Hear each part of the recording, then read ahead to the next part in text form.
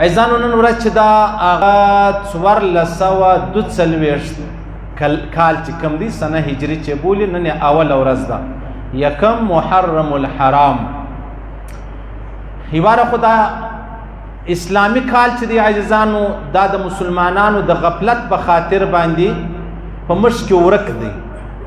الانکه علما فرمای شیخ شریف الله مولوی صاحب فرمایل زموږ استادو ویل پر مسلمان دا واجب ده چې د پیغمبر علیه الصلاۃ والسلام د بابا، د پیغمبر علیه الصلاۃ والسلام د اده، د پیغمبر علیه الصلاۃ والسلام د نیکه نوم زده کول دا پر هر مسلمان واجب ده. دا یو. دویمه خبره دا ده پر هر مسلمان دا واجب ده چې دی به سنه هجری لیکي، سنه هجری به زده کوي. دا عیسوي کال دا د عیسایانو د 2020 چې کوم دی عزیزانو دا 1442 کال نن شروع سو. دا د پیغمبر علیه الصلاۃ والسلام د هجرت څخه د پیغمبر علیه الصلاۃ والسلام د صحابه دغه انداز او دغه تاریخ ولو غفلت په مرش کې ډیر سلو، د بل اثر را کې ډیر سلو. موږ د بل په تاریخ نازیږو، د بل تاریخ پیژنو، د بل تاریخ لیکو چې خپل می نبی دی، خپل می هغه پیشوا دی، خپل می رهنما دی، د هغه لار از موږ صفاته ده او حال دا دی د هغه نبی بیا ز سپارښت د قیامت پر ورځ خامخا غواړم.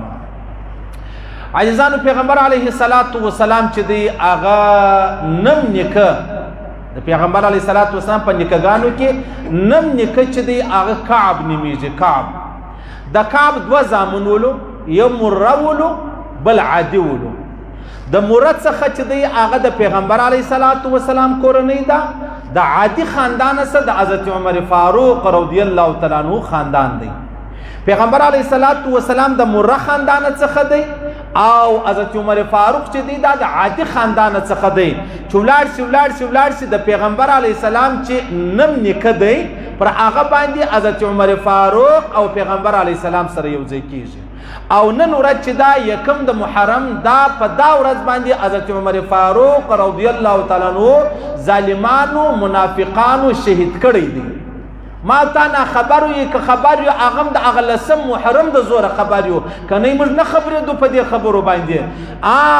سنیان چې د سنیان بے وفا دي، بے وفا وفا نه لري، بس په نامه په خبرو ډیر غښتلې دي.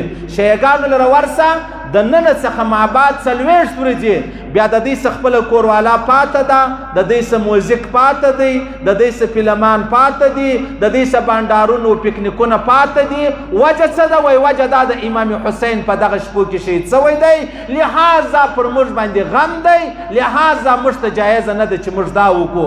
زه دا نه وایم چې مسلمان دي سنیان دي دغه لاره وکړي، کم سے کم دومره خبر څه چې یاره دغه ورځ د چا ده او په دا ورځ څوک شهید شوی دی او ولې شهید شوی دی، کم سے کم دومره چې سړی خبر شي.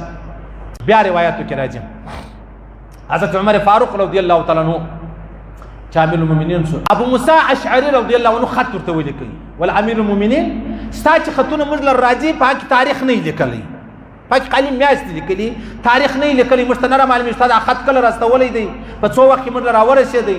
بیا حضرت عمر فاروق را ولاړ ټول یاران را ټول کویلې ول زه څه چم وکما موږ به نوې تاریخ یجدو لکه عیسوي تاریخ د عیسی علی السلام د عیسایان نصاراو سره تعلق لري، زموږ به علیده یو تاریخ چا ویل فتح مکه چې د هغه سبا تاریخ شروع، چا ورته ویل د پیغمبر علی السلام د وفات سبا تاریخ شروع، چا ورته ویل د پیغمبر سره د ولادت سبا تاریخ شروع. د ولیا به دغه مشوره وسوه د پیغمبر علی السلام د هجرت چې د مکې څخه هجرت کړی د مدینې لره 1442 کال دا وس 1442 کال دی.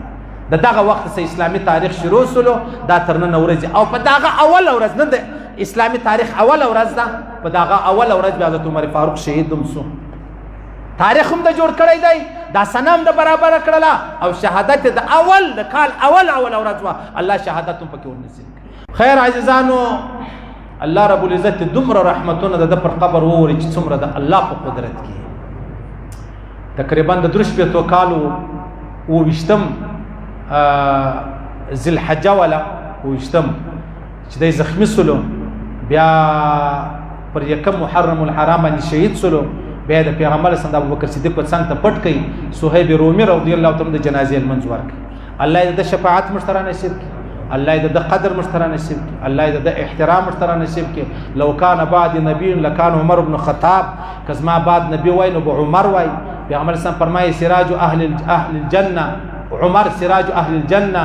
حضرت عمر چې دی دا د جنتیانو چراغ دی، زموږ پر ایمان دی. عمر فی الجنه، عمر جنتی دی. دا ګور خبرې پکې ستا، خو الله دې د شفاعت د قیامت ورځ مشترا نصیب کړي، الله دې د قدر مشترا نصیب کړي، الله دې د بې قدرۍ د ټولو صحابو د بې قدرۍ دې الله موږ وساتي. الله دې موږ ته هغه ژبه نه راکړي چې په صحابو پسې چپه وکړو. الله دې موږ ګونګیان کړي چې موږ په صحابو پسې بد ووایو. الله رب العزت دې هغه مرتبه نصیب کړي چې څومره د الله په علم او قدرت کې. الله رب العزت دې د قبر د انواراتو مرکز جوړ کړي. الله رب العزت مو ویل اوریدل قبول منظور وګرځي. الله دې خپل احکامات د پیغمبر سم مبارک طریقې را نصیب کړي. الله دې پر دا تور مشتمر راکړي چې موږ مردا وای لا اله الا الله محمد